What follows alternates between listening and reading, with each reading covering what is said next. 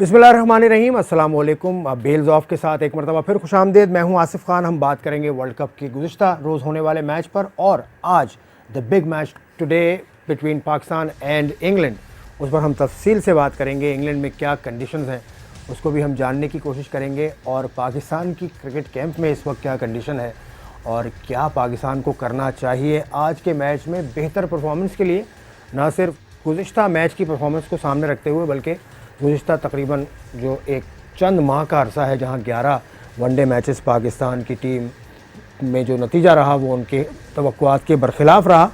उसके बाद अब आपको वर्ल्ड कप के पहले मैच में भी शिकस्त हो गई।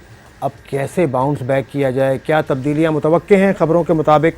जो तब्दीलियों की बात हो रही है उस पर हम ज़रूर बात करेंगे। उसके अलावा गुज़िश्ता रोज़ जो एक अच्छा मैच हुआ साउथ अफ्रीका और बांग्लादेश का, वहाँ आउट क्लास किया बांग्लादेश ने और बांग्लादेश ने ये दिखाया कि क्रिकेट में जो ग्रेजुएशन होती है वो कैसे होती है कि आप बेहतर से बेहतर खेलते चले जा रहे हैं, आपकी बेस अच्छी होती जा रही है, स्ट्रक्चर अच्छा है, जिसका रिफ्लेक्शन आपको मैच में नज़र आया कि अगर वो टॉप ऑर्डर से आपको स्टार्ट मिले, उसके बाद मिडिल ऑर्डर में पार्टनरशिप्स का कितना अहम रोल है और आप एक अच्छा स्कोर करने में कामयाब हो। इनफैक्ट आप एक बेहतरीन अपना स्कोर करने में कामयाब हों, 330 रन, और उसके बाद साउथ अफ्रीका जैसी टीम को आप एक तरह से बासानी मैच हरा दें। It was not an upset at all. जिस तरह से बांग्लादेश की टीम खेलती आ रही है गुज़िश्ता चंद महीनों से, गुज़िश्ता चंद सालों से, उसमें ये नज़र आ रहा था कि ऐसा होगा। साउथ अफ्रीका की टीम के साथ कुछ ड्रॉबैक्स आप कह सकते हैं, इंजरी मसाइल थे, लेकिन ऐसा नहीं था कि वो इतना आसानी से ये मैच हार जाएँ।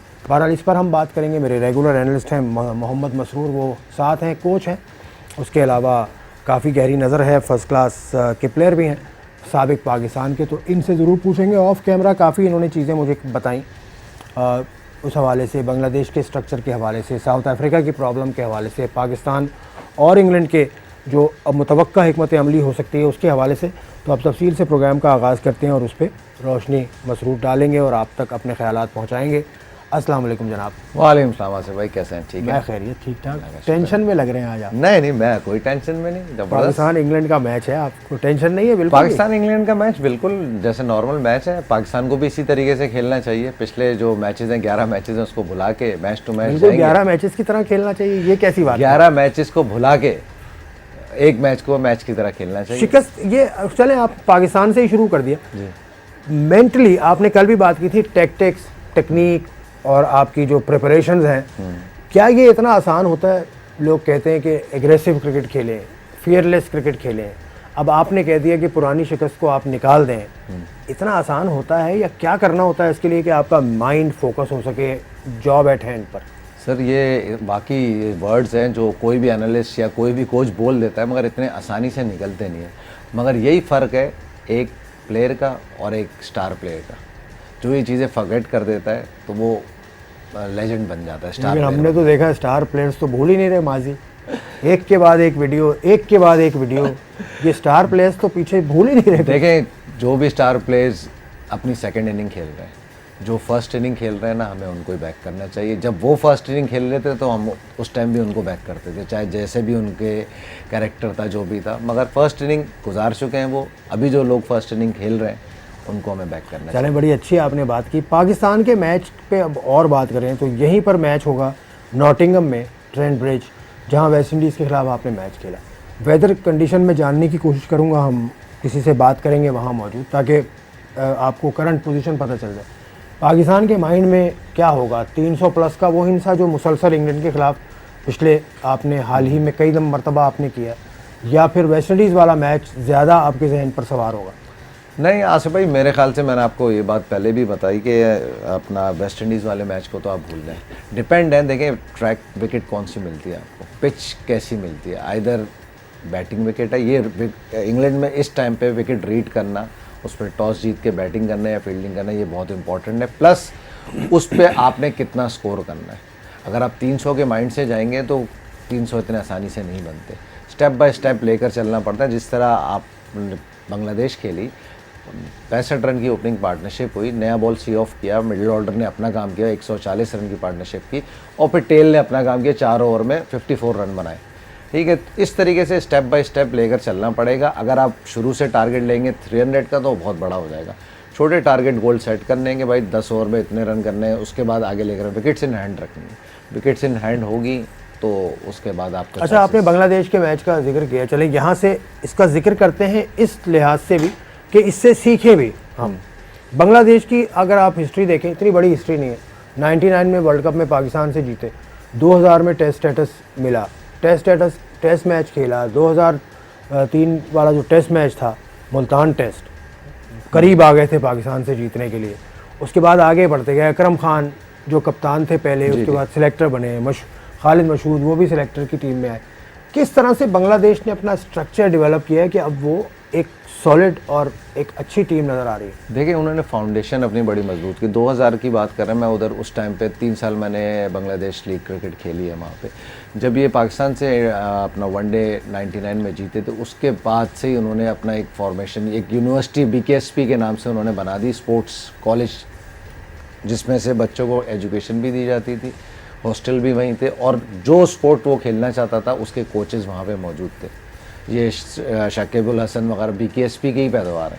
उस बैच से ये 8-9 साल की उम्र से वहीं पे रहते थे। BKSP मतलब Bangladesh abbreviation to be honest मुझे एकदम याद नहीं है, मतलब स्कूल है, पूरा यूनिवर्सिटी है, स्पोर्ट्स कॉलेज कह लें। हर किस्म का स्पोर्ट्स होता है, उन्होंने फुटबॉल भी देखा हुआ है, बैडमिंटन है, हॉकी है, क्रिकेट है। क्रिकेट को ज़्यादा एम्फेसाइज़ किया था उन्होंने, जिसके ये प्रोडक्ट सामने आई है।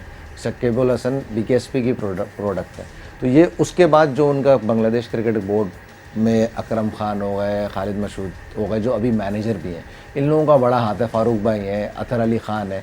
ये जो वो बैच था, इन्होंने अपना क्रिकेट को, जूनियर क्रिकेट को सपोर्ट किया और लेकर चले, और अभी तक बांग्लादेश क्रिकेट बोर्ड के साथ अटैच हैं। जो भी मशवरे होते हैं इनसे, ये थिंक टैंक है बेसिकली, और टीम के साथ हैं। आप आज टीम की परफॉर्मेंस देखें, लोगों को नहीं पता कि बांग्लादेश क्रिकेट बोर्ड अपना टीम का जो पैनल है वो कितना बड़ा है। उस पैनल में गैरी कर्स्टन भी मौजूद है, उस पैनल में McKenzie as a batting consultant मौजूद है, स्टीव जोन्स हेड कोच मौजूद है। तो इतना ज़बरदस्त उनका कोचिंग पैनल है, थिंक टैंक जो बैठा हुआ है टीम के साथ। वो कहीं नज़र नहीं आता, वो अपने आप को शो ऑफ नहीं कर रहा होता, मगर उनका काम दिख रहा है। अगर पूरा पैनल देखें, सुनील जोशी है स्पिन बॉलिंग कोच, तो सारे हाई एंड के लोगों को उन्होंने अपने साथ रखा हुआ है।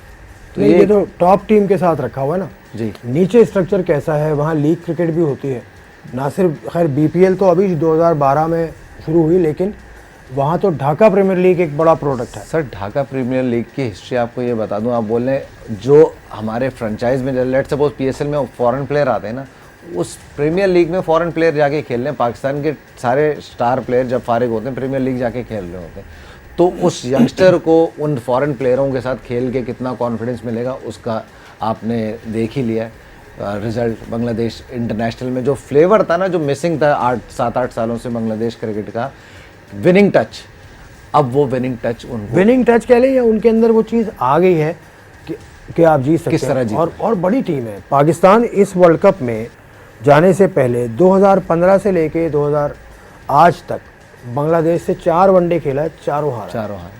और वन साइडेड आपने 3-0 तो आप पिछले वर्ल्ड कप के फ़ौरन बाद जाके हारे थे। तो स्टैट्स अगर आप देख लें, हम कह रहे हैं हम बांग्लादेश से जीत जाएंगे। अगर आप world cup to world cup के स्टैट्स देखें, जो लोग टूर्नामेंट के अलावा स्टैट्स निकाल रहे होते हैं बायलैटरल सीरीज़ का, उन स्टैट्स का कोई फ़ायदा नहीं होता। टूर्नामेंट का अलग प्रेशर होता है। अगर बांग्लादेश और पाकिस्तान के स्टैट्स निकालें तो बांग्लादेश तो जीत रहा है पाकिस्तान से। नहीं खैर चल, लेकिन वो माइंडसेट की बात हम कर रहे हैं। यहाँ जीत हार तो हो गई, कहीं आप हारते हैं, कहीं आप जीतते हैं, लेकिन माइंडसेट देखें ना। पहली पार्टनरशिप का एक रोल था, उसने किया, सी ऑफ द न्यू बॉल जैसे आपने कहा, 141 की, फिर वो उसकी मुशफिक की, और द ग्रेट शकीबुल हसन मैं बहुत बड़ा प्लेयर मानता हूँ, और हैं भी, कि उन्होंने जिस तरह से वो लेके चलते हैं, ये नया method, modern method of cricket, कि आप दरमियान में भी आप रन्स बनाएं, सॉलिडिटी रहें, फाउंडेशन लेके आएँ, फिर एंड में आपको मौका मिलता है। आप एक ये पावर हिटर की बात पाकिस्तान में बहुत ज़्यादा होती है। पावर हिटर तो जब काम आएगा जब 7-8 ओवर तक उसको आप सॉलिड कोई फाउंडेशन बना के देंगे। अगर 20 ओवर के अंदर आ गया आपका पावर हिटर, तो वो क्या करेगा? बिल्कुल सही बोल रहे हैं। जैसे मुशफिक और साकिब ने खेला 6.1 के स्ट्राइक रन रेट से खेले वो, तो 6 का मतलब तो 300 की तरफ तो वो जा ही रहते हैं आराम से। उन्होंने कहीं पे भी अपने लिए नहीं खेला, उन्होंने टीम के लिए खेला। हर स्टेज पे टीम के लिए खेला, जो बैट्समैन आए टीम के लिए खेल के गया। और ये फॉर्मेट जो आप बोले नया फॉर्मेट नहीं, अगर आप 92 को भी एनालाइज करें तो यही फॉर्मेट होता था। इमरान खान और जावेद मियांदाद एक सॉलिड बेस प्रोवाइड करते थे नीचे से। उस टाइम पे इंजमाम उल हक पावर हिटर का काम कर रहे थे, वसीम भाई अकरम, मोइन खान ये पावर हिटर का काम कर रहे थे, मगर उनको वो स्लॉट मिलती थी। मोइन खान तो स्टार ही नहीं है, नहीं देखे खान ने तो कुछ किया अब ये ऐसी, उनको तो कोई जानता ही नहीं यार। मोइन भाई की जितनी सर्विसेज है आप सबको ही पता है, दुनिया को एक बड़ा नाम है पाकिस्तान के लिए। और मैं तो बचपन से मतलब हमारे पड़ोस में ही रहते थे, मैंने उनकी मेहनत भी देखी है, सब चीज़ें देखी कहाँ है। मोइन खान किधर, राशिद लतीफ़ ज़्यादा बड़े प्लेयर थे। देखिए कंपैरिजन करने का मैंने आपको एक बात बोली ना कि किसी को कंपैरिजन नहीं, जो पाकिस्तान के लिए खेला है वो पाकिस्तान, जिसने एक टेस्ट मैच भी खेला है ना पाकिस्तान के लिए, उसकी अपनी उसकी वैल्यू है। ये जो हम बार बार हम जो जिक्र कर रहे हैं इसका रीज़न क्या है, ये बहुत बुरा लगता है कि दो इतने बड़े नाम पाकिस्तान के एक दूसरे के ऊपर बातें कर रहे हैं, और जो असल बात थी जहाँ से शुरू हुई थी वो कहीं और चली गई, और अब मजाक इस बात पे बन रहा है कि एक इतना बड़ा प्लेयर एक इतने बड़े प्लेयर को कुछ और कह रहा है। सबके सब ड्रेसिंग रूम में साथ रहे तो आप एक दूसरे के सामने खुली किताब है। कल कोई और कहे, इससे अगली हमने चीज़ें देखी हैं। इससे पहले क्या हमने नहीं देखा कि शाहिद आफरीदी और शोएब अख्तर और यूसुफ, इनके सिकंदर जावेद भाई या शाहिद आफरीदी, फिर उसके बाद ये जो मैं बात कर रहा हूँ जब वो टीवी के ऊपर शुरू हो गया था, Rameez Raja, Mohammad Yousuf, Shahid Afridi, Javed Miandad, it's not good at all. इसमें कोई मसाला लेने वाली बात नहीं है, इस बात को लंबा करें, लेकिन ये चीज़ें ठीक नहीं है। और पूरी दुनिया देख रही है आजकल का जैसा माशरा है, जैसा माहौल है, एक ज़रा सी बात होती है सोशल मीडिया पे जाती है एंड इट मेक्स हेडलाइंस और लोगों को मौका मिलता है, बिल्कुल अच्छी बात नहीं है।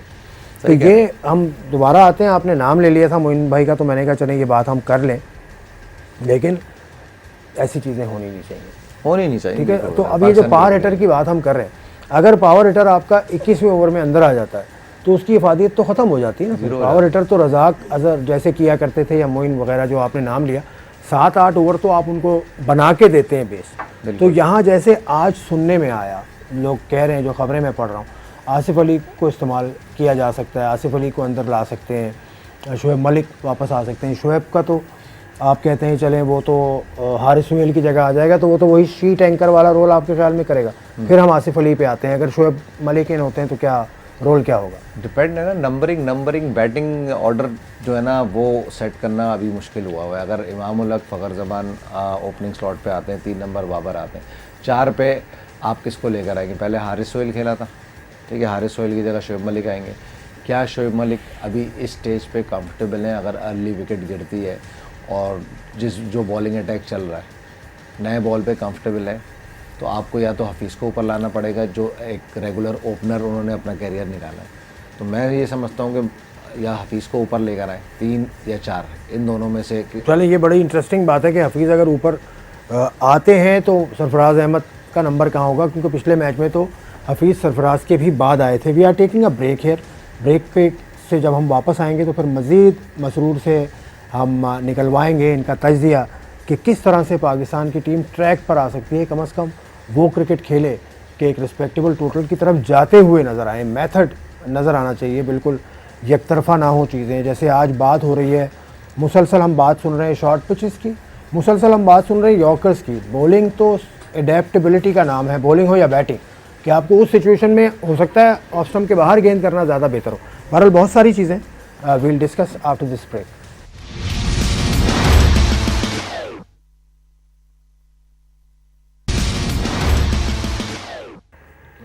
जी welcome back to the programme Bails Off. World cup में पाकिस्तान की परफॉर्मेंस पे हम बात करें, लेकिन पाकिस्तान के अलावा भी 9 टीम्स हैं and it's a grand event of the world, जिसमें पाकिस्तान के अलावा 9 टीम, जैसे मैंने कहा, वो खेलती हैं। उन 9 में से 2 टीम्स को हमने एक्शन में कल देखा, बांग्लादेश और साउथ अफ्रीका।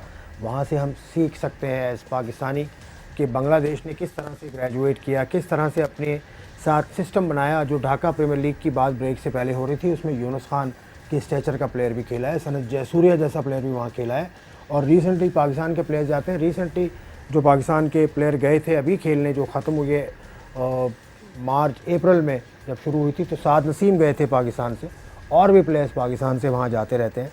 उमर अमीन हो या बाकी जो आपके करंट स्टार हैं, उमर अकमल भी, कामरान अकमल भी, तो इस तरह से डेवलप की जाती हैं चीज़ें। और इस तरह से फिर स्कूलिंग का सिस्टम है पूरा, और वो चीज़ आज आपको नज़र आ रही है। तो बांग्लादेश से हमने भी खेलना है मसरूर, बिल्कुल तो ख़तरे की घंटी बजी। खतरे की घंटी बिल्कुल बजी है। और आपने बांग्लादेश क्रिकेट की बात की, देखें सबसे मेन इंपॉर्टेंट चीज़ है बांग्लादेश क्रिकेट का कप्तान, बांग्लादेश क्रिकेट टीम का मुशर्रफी मुर्तज़ा। मतलब ये कैप्टन तो नहीं कहूँगा, ही इज़ अ लीडर, और ये वही रोल अदा कर रहे हैं जो 92 में इमरान। 10 ऑपरेशन हो चुके हैं, आपको पता है, 10 ऑपरेशन मुशर्रफी मुर्तज़ा के, नी के, शोल्डर के, मगर स्टिल गुड थिंग ये कि बांग्लादेश क्रिकेट बोर्ड को पता है कि वो एक लीडर है जो एक जनरेशन को लेकर चल रहा है। परफॉर्मेंस ऑन ऑफ चलती है उसकी, मगर वो टीम कॉम्बिनेशन इतना ज़बरदस्त बनाता है और यंगस्टर को बैक करता है, तो उसको उन्होंने लीडर बनाया हुआ है वनडे का। ठीक है, इसमें credit goes to Bangladesh cricket board और प्लस वो सुपरस्टार जो उस टीम में मौजूद हैं, शकीबुल हसन, तमीम इकबाल, मुशफिकुर रहीम। ठीक है, ये वो लोग महमूदुल्लाह भी अब महमूदुल्लाह भी स्टार हो और गए, भी प्लेयर्स हैं। तो ये वो लोग हैं जो मुशर्रफी मुर्तज़ा को बैक कर रहे हैं। ये कोई सियासत, कोई पीछे कोई दूसरा गेम नहीं खेल रहे कि पीछे से जाके बैक बैटिंग कर रहे हैं कि मुझे कप्तान बनाए थे। वो they are still backing their captain. उनको पता है कि यार ये तो जाएगा अपने टाइम से। यहाँ पर ये होता है, इसका मतलब कि वो बिगर कॉज को ज़्यादा देखते हैं और छोटे मोटे जो मसाइल हैं वो नहीं देखते। Country comes first. कंट्री कम। पाकिस्तान में आपको ऐसा नज़र आता है कि कप्तानी की दौड़ में, मुझे लग रहा है अभी सबको ही ये लग रहा है दो कि वर्ल्ड कप्स के बीच में कप्तानी की दौड़, खैर आप हिस्ट्री अगर आप देख लें तो 2003 में रिसेंटली उसमें वसीम कप्तान होंगे, वकार कप्तान होंगे, उसका मसला रहा था। सही। हालांकि मोइन खान उससे पहले कप्तान चल रहे थे। फिर आप 2007 में तो खैर स्मूथ चला, इंजमामुल हक वॉज मतलब ऑल पावर। उसके बाद फिर 2011 में शाहिद आफरीदी, 2015 में भी हमने कप्तानी की बातें सुनी, और 2019 में भी इस तरह की बातें शुरू में हो रही थी कि कप्तान कौन होगा। कितना मतलब ये क्या कप्तानी की दौड़ से क्या हासिल होता है? सर पाकिस्तान वर्ल्ड कप 92 में जीता ना, 92 में कैप्टन कौन था? 83 में कैप्टन कौन था? 83 है ग्रेट इमरान खान। अपना 83, 87, 92 तीन में कप्तानी की, 3 वर्ल्ड कप। रिजल्ट क्या, वो एक जीत गए ना। हाँ, कंसिस्टेंसी। तो यही ना, सारी चीज़ें उनको पता थी किस हिसाब से। अब एक टूर्नामेंट में एक कप्तान, फिर जब टूर्नामेंट शुरू होना है फिर कप्तानी के बारे में डिबेट, या ख़त्म होने वाला है फिर कप्तानी बात तो की डिबेट। इमरान खान साहब तो पूरा पैकेज थे ना। 83 में तो वो 83 में तो ना उनके पास एक्सपीरियंस नहीं था इतना, उसमें उनको इतने रिजल्ट्स नहीं मिले, लेकिन उसके हिसाब से फिर उन्होंने अपनी टीम चेंज की, बहुत सारे प्लेयर्स पे सेक्रीफाइस किया, बहुत सारे प्लेयर्स पे उन्होंने अंदाज़ा लगाया जो कि बाद में सही साबित नहीं भी हुआ, लेकिन उन्होंने फेयर चांस दिया प्लेयर्स को। तो इस तरह का जो पावर है वो किसी और कप्तान को क्यों नहीं मिल सकता, या क्यों नहीं ले सकता कोई दूसरा कप्तान? सरफराज के बारे में कहते हैं कि वो इतना ज़्यादा अथॉरिटी शो करने वाला कप्तान नहीं है। ये तो कप्तान जब पाकिस्तान का कप्तान बना है, जब कैप सर पे सजती है तो आपको खुद अथॉरिटी लेनी चाहिए। अगर आप ये समझते हैं ये कैप मेरे सर पे किसी और ने डाली है, मुझे किसी और की सुननी है, तो फिर अपने अपनी स्टाइल पे डिपेंड है। इमरान खान ने कप्तानी ली तो ओन किया कि मैं पाकिस्तान का कप्तान हूँ, डिसीजन मैंने लेने और किसी ने नहीं लेने। वो सिलेक्शन में भी बात करते थे, वो उस टाइम तो कोचेज़ इतने नहीं होते थे, तो कोचिंग भी अपने स्टाइल की, इवन जो प्रिपरेशन होती थी, नेट की प्रिपरेशन वो उनकी होती थी। जो हमने सुना है कि गाड़ी में जा रहे हैं मुदस्सर नज़र से अक्सर के, उन्होंने पार्क देखा इंग्लैंड में जा रहे हैं, रोक दी गाड़ी, कह रहे हैं सब जॉग करेंगे, पूरी टीम जॉगिंग कर रही है साथ। तो वो उस लीडर इस तरीके से होता है कि पूरी टीम भी उसके पीछे बैक कर रही है, तो उनको पता होता है कि ये इतने पावर में है, अगर हम राइट लेफ़्ट करेंगे तो हम टीम से भी बाहर होंगे। तो पावर की वजह से हमारी कौम जो है ना सीधी चलना शुरू हो जाती है। वाई नॉट, पाकिस्तान में सिग्नल में नहीं रुकते, दुबई में जाके क्यों रुक रहे होते हैं? क्योंकि उनको पता है कि यहाँ पे हमारी सुनी नहीं जाएगी, हमें वापस डिपोर्ट कर दिया जाएगा। अच्छा, मुशफिकुर रहीम की आपने बात, जो उनके मुशर्रफी मुर्तज़ा की बात की, उनके बारे में एक आर्टिकल भी छपा था कुछ टाइम पहले कि क्या ये बांग्लादेश के इमरान खान साबित हो सकते हैं। उस वक्त बड़ी बात हुई थी कि बहुत बड़ा कंपैरिजन कर दिया, लेकिन इसी तरह से उनको लीडर बना रहे हैं। अब तो खैर वो सियासत में भी हैं, बिल्कुल अवामी लीग के वो MPA बने हुए हैं, और उनके बारे में यही कि क्या वो आगे जाके इसी तरह से उनको भी ओहदा मिल सकता है या वो कर सकते हैं। लेकिन सीखने वाली बात है कि वहाँ से आप सीख रहे हैं। अब इंग्लैंड के अगर देखें, पाकिस्तान की टीम में आपने शोएब मलिक वाली बात है, थोड़ी शर्म की बात है। सीखें, आपको रियलाइज़ करना पड़ता है ना, सबसे पहले तो सिखा के सीख गलती की रियलाइजेशन ज़रूरी है। हाँ। अगर आप नहीं रियलाइज़ करेंगे और आप यही घिसी पिटी बातें करते रहें कि शॉर्ट पिच यॉर्कर, इनके अलावा भी गेम होता है ना, गेम अवेयरनेस। बीच में आपने बड़ी अच्छी बात की आसिफ भाई, गेम अवेयरनेस की। पिछले मैच की बात कर रहा हूँ। देखिए साउथ अफ्रीका अगर आपने साउथ अफ्रीका को आपने काफ़ी फॉलो किया है, अगर आप साउथ अफ्रीका की बॉलिंग जो ब्रांड ऑफ बॉलिंग है, लाइनर लेंथ, शॉन पॉलॉक, ये वो एक साइड पैक करके बॉल करते रहे, मगर उनके बैक ऑफ द माइंड में भी वो था कि एशियन टीम है, उन्होंने शॉर्ट ऑफ लेंथ बॉलिंग शुरू कर दी। विकेट वो था नहीं, उन्होंने बाउंसर्स पे आ गए, उन्होंने चैनल बॉलिंग तो की नहीं कल, तो वो बॉलिंग अफेक्ट कर गई। जो पिछला जो उन्होंने न्यूज़पेपर्स और क्रिकेट एनालिस्ट, टेस्ट प्लेयरों की बातें कि बाउंसर्स करेंगे, उसकी वजह से वो उनकी जो ब्रांड ऑफ बॉलिंग थी वो उससे हटे हैं, जिसकी वजह से उनको 330 रन आखिर में पड़े।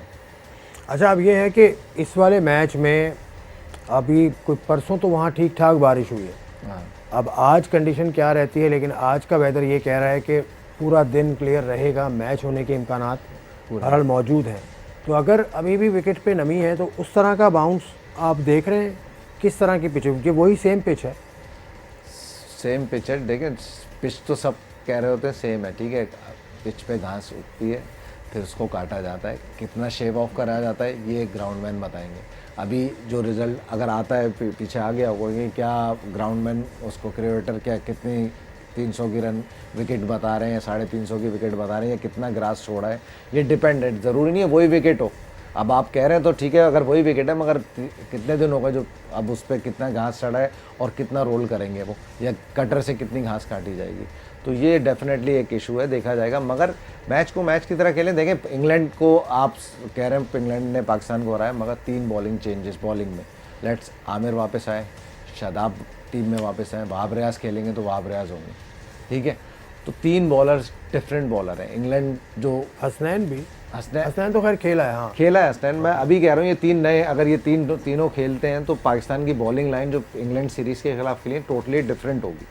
इंग्लैंड के बैट्समैनों को भी इतनी ईजी चीज़ नहीं मिलेगी, उनको भी मुश्किलात होंगी, जो उन्होंने वर्किंग की होगी। डिफरेंट वहाब रियाज डिफरेंट अच्छी पेस से बॉल करता है, और शादाब एक वैरायटी जो हमेशा लेग स्पिनर्स पे इंग्लिश बैट्समैन हमेशा फंसते रहे हैं माजी में भी। अगर तजर्बा करें जो साउथ अफ्रीका ने कल किया, इमरान ताहिर से ओपन कराया, ये सोच सकता है पाकिस्तान कि इस तरह से करें? आपके पास लेग स्पिनर भी है, आपके पास ऑफ स्पिनर भी है, हमारे पास मिडिल ओवर फंस रहे हैं, तो वो शादाब को मुझे नहीं लगता कि नया इमरान ताहिर के पास, शादाब गुगली पे ज़्यादा रहता है, इमरान ताहिर के पास स्लाइडर भी बहुत अच्छा है, नए बॉल वो अमूमन करता भी रहा है T20 लीग्स वगैरह में, सर्कल में, तो वो हैबिचुअल है।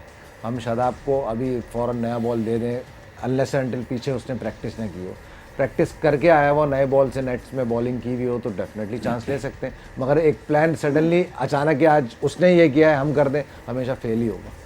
अच्छा, और बैटिंग के अंदर आपको आसिफ अली के अलावा जो खबरें आ रही हैं, आसिफ अली का आपको चांस बनता नज़र आ रहा है? मैं आसिफ अली को तो जगह खिलाऊंगा, अब ज़रूरत बनती है आसिफ अली की। और मलिक भी खेले?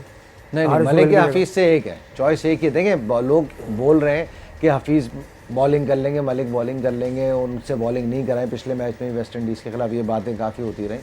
सर ये बताएं, एक्शन क्लियर होने के बाद हफीज़ ने कितनी बॉलिंग की? हाँ, नहीं, उन्होंने बॉलिंग नहीं की, बॉलिंग की भी है तो वो वाली उस तरीके से नहीं कर पाए जिस तो एक था हफीज़ का कि आते थे विकेट लेते थे, लेफ्ट हैंडर को आउट करते थे।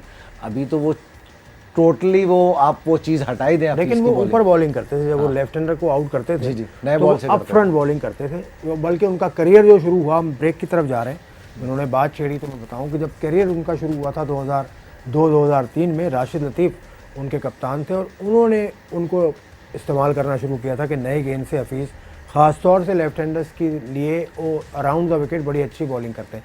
बहरहाल वो अब भी ग्रुप में आहिस्ता आहिस्ता वापस आ रहे हैं। उनका बतौर बॉलिंग वापस आना टीम के अंदर, कॉम्बिनेशन के अंदर फिट होना बॉलिंग कॉम्बिनेशन के लिए के अंदर बहुत ज़रूरी है पाकिस्तान के लिए, क्योंकि पाकिस्तान के बॉलिंग ऑप्शंस बढ़ जाते हैं और हफीज़ का एक्सपीरियंस इतना ज़्यादा है कि वो पाकिस्तान को बहुत अच्छी तरह सर्व कर सकते हैं एज अ खिलाड़ी। तो इस पर भी हम बात करेंगे, और जो ख़बरें आ रही हैं नॉटिंगम से उस पर हम बात करेंगे कि क्या तब्दीलियाँ हैं टीम में और कैसा उनका नतीजा हो सकता है after this break.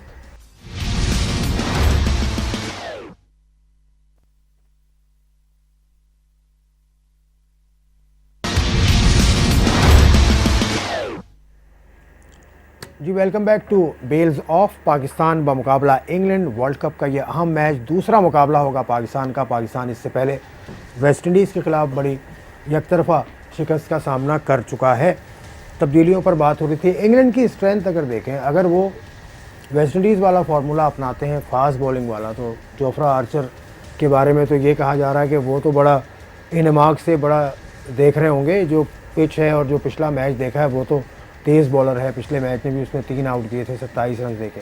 Jofra Archer जो कह रहा है ना, ये एक एक्स्ट्रा किक है जो इंग्लैंड के पास है। अदरवाइज़ मैं नहीं समझता कि इतनी कोई बॉलिंग, उनकी बॉलिंग में भी डेप्थ है और पाकिस्तान उनके खिलाफ कर चुका है। पिछले मैचों में 340 भी कर चुका है, 300 प्लस रन पाकिस्तान कर चुका है।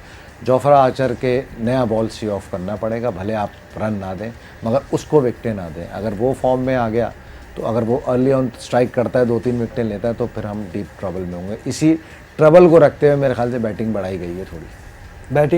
बैटिंग स्ट्रेंथ बढ़ाई गई है। तो जोफ्रा आर्चर के अलावा भी आदिल रशीद भी है, वुड है। देखिए आदिल रशीद लेग स्पिनर ठीक है, सही है। अभी उनका भी एवरेज कोई ऐसा स्ट्राइक रेट नहीं है, एक एक 2-2 आउट के 50 से ऊपर। सीरीज जो इंडिया इंग्लैंड की हुई है उसमें उसका रिकॉर्ड बड़ा अच्छा है, बड़े आउट किए उन्होंने।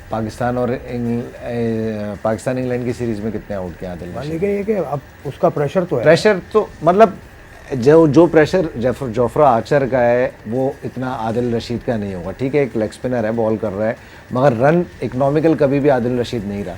वो रन हमेशा 50 प्लस ही देता रहा है। 5 के एवरेज से वो रन देता रहा है। 45, 55, 60 कभी ज़्यादा ऊपर भी चले आते हैं। ठीक है, विकेट्स मिडिल में ले रहा है, जो हमारे पास शादाब भी मौजूद है कि रन उसको भी पड़े हैं अभी एक आध मैच में, मगर वो विकेट ले रहा है, स्ट्राइक कर रहा है।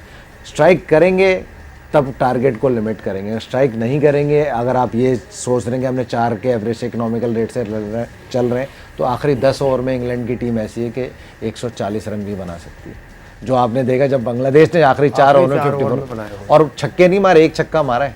हाँ, तो फिर पावर हिटर क्यों करते हैं आप? क्यों बने?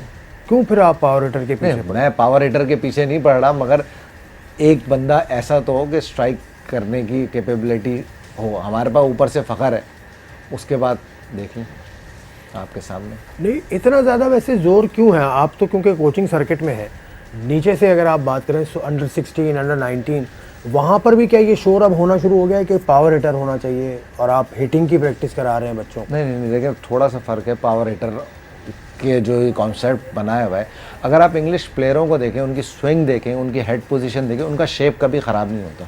अगर आप हमारे बैट्समैनों के छक्के देखें या इंग्लिश बैट्समैनों को कंपेयर करें, उनकी पोजीशन हमेशा सही रहे, हेड पोजीशन हमेशा स्टिल रहेगी। हमारे वालों का हेड ऊपर है, स्विंग कंप्लीट नहीं है।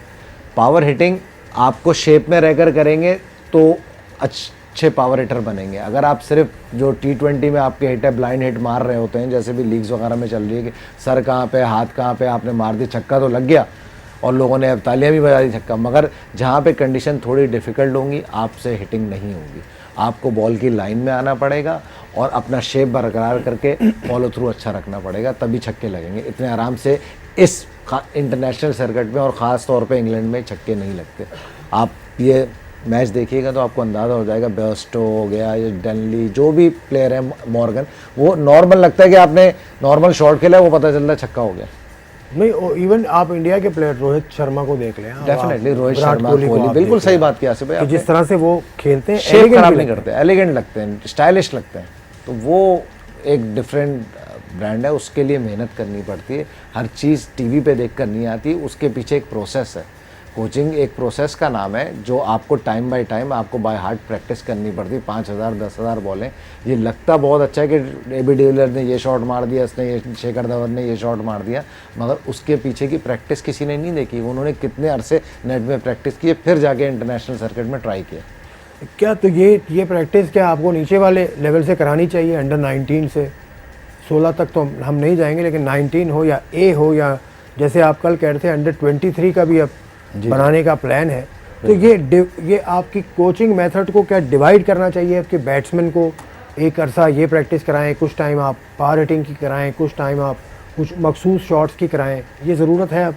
देखें, ग्राउंड बैट्समैन खेलता ग्राउंड में ही ना, ग्राउंड का डायमेंशन कितना बड़ा है, चारों तरफ है ना। पहले आप, हमारे मेजॉरिटी जो प्रॉब्लम आ रही है वो 180 पे खेल रहे हैं बच्चे, ठीक है। जब 360, एक बॉल को 360 पे खेलना शुरू हो जाएंगे तो खुद ब खुद अच्छे प्लेयर हो जाएंगे। आपको ज़रूरी नहीं है छक्कों से, अगर आपको सिंगल्स निकालने आते हैं, रोटेशन ऑफ स्ट्राइक आता है, तो आप एवरेज निकाल लेना 300 रन, 300 प्लस रन, 6 रन ही बनते हैं ना, 6 सिंगल भी बनते हैं। और में ज़रूरी है 4 बॉलें डॉट खेल के 1 बॉल पे छक्का मारना, रिस्क लेना। रिस्क फ्री क्रिकेट खेलेंगे तो ईजी रहेगा। और जब फील्ड रिस्ट्रिक्शन ऐसी हो गई है, आपको बाउंड्री तो मिल ही जाती है जब 5 फील्डर अंदर होते हैं। जो आपको मैं पहले भी 92 की बात की, उस टाइम सर्कल में 4 फील्डर थे, अब 5 हैं अंदर। बैट्समैनों को वैसी एज मिल गया। कोई ये नहीं कह रहा कि भाई क्रिकेट तेज़ हो गई, क्रिकेट तेज़ नॉर्मल ही है। जब 260 हम 92 के फाइनल में बना रहे हैं और 4 फील्डर अंदर हैं, 5 बाहर हैं, आज 5 अंदर हैं 40 ओवर तक। अब फर्क देखें ना, 2 के बाद 240 समथिंग 245 बने थे, 245 250 हाँ जो भी बने थे, मगर 250 से कम बने थे। अभी 300 पे इंग्लैंड जीत गई ना। लेकिन उसमें भी एक जो बीच में पार्टनरशिप जावेद मियादाद इमरान खान की लगी, वो बड़ी सुस्त थी आज के हिसाब से। 33 ओवर में 100 किया था। लेकिन बहरहाल उस वक्त आपके पास, लेकिन फिर उसके बाद वहाँ आपको झलक नज़र आती है पावर हिटर की, पावर हिटिंग इंजमाम। उसके बाद वसीम अकरम ने 33 रन किए, मोइन खान ने एंड में। आसिफ भाई पावर हिटिंग इंजमाम भाई ने या वसीम भाई ने कितने छक्के मारे थे? वो जो लास्ट टाइम में चौके ही मारे थे ना इंजी भाई ने, ज़्यादातर चौके ही थे ना। वसीम भाई ने शायद एक आध छक्का मारा, मगर मेजॉरिटी वो जो थे वो चौके थे, न्यूजीलैंड के खिलाफ भी और फाइनल में भी। और उसमें भी बड़े आराम से पेस को इस्तेमाल करते हुए। बात करने का मतलब ये 92 की तरफ हम गए और हमने बात ये की क्योंकि आजकल फोकस एकदम से चेंज हो जाता है। Power hitter power hitter power hitter कल से हम बात कर रहे हैं बाउंसर्स बाउंसर्स बाउंसर्स। आज हमने एक नई बात भी सुनी कि यॉर्कर यॉर्कर यॉर्कर। इसकी प्रैक्टिस कर रहे हैं।